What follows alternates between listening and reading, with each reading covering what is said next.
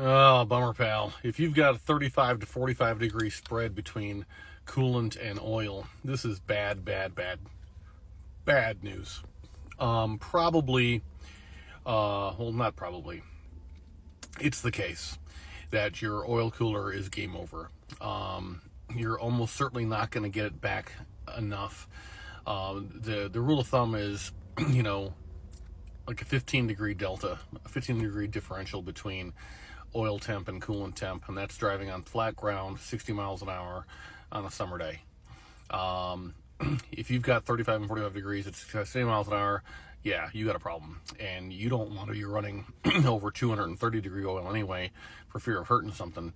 230 degrees is the magic number to stay the heck away from. So I sell long blocks. I don't want to sell you one. You need an oil cooler. I would go ahead and hop on FICMRepair.com, go to the maintenance tips area, and there's a maintenance tip called Lose the Ford Gold Coolant.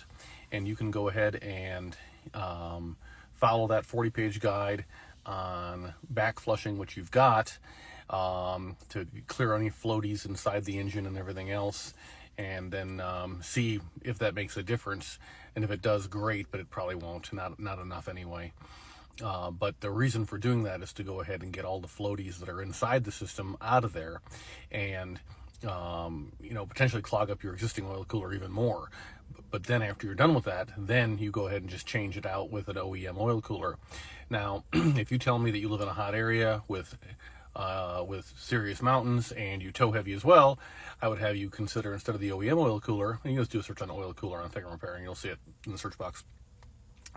IPR Research makes this kit here, which is a remote mount oil cooler, and its claim to fame is that even though we just lost it in the background, that's awesome. Its claim to fame is that it gets the oil cooler out of the valley of the motor where all the heat is, so it's just better. So it does a better job with heat rejection and transfer.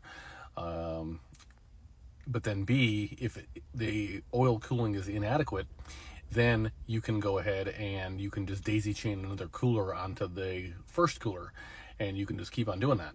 So those are the options. But yes, you've got a problem. I would not want to be driving this truck with oil that goes over 230 degrees. Just no. If money is super tight and you're just like, man, I just can't right now, and I need my truck, you could try, pulling your thermostat out and just have the thing run cooler. That's a short-term fix. It's not good for things either, but at least it's a way to get you another couple of miles down the road while you're saving up your pennies between paychecks.